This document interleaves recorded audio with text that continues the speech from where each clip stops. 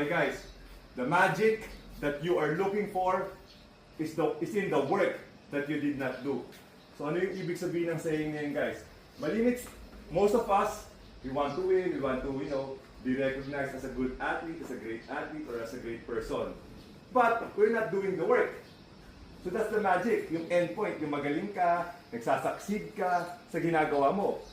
But if you're not doing the work, walang mangyayaring ganun. And most of us, we're thinking, oh, nag-workout na ako once a week sa Your Fit, dapat manalo na ako. Or dapat top of cream of the crop na ako ng athletes. Parang hindi ganun na nangyayari guys. It's the day in and day out of work. Sabi nga nila, kung ano yung ginagawa mo sa dilim, meaning what you do with yourself when nobody is watching, yun ang mas importante because when everybody is watching, we perform better. We want to show off. Gusto natin parang, magaling ako. Pero hindi yun yung totoo. Ang totoo is ano yung ginagawa mo mag-isa. Pag nag-workout ka, pag may ginagawa ka mag-isa, ano yung ginagawa mo? Yun yung magmamatter sa future.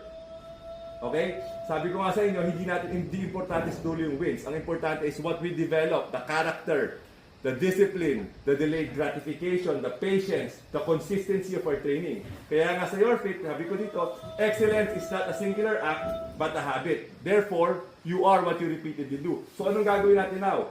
Now, we will do the work so that the magic will happen. Let's go!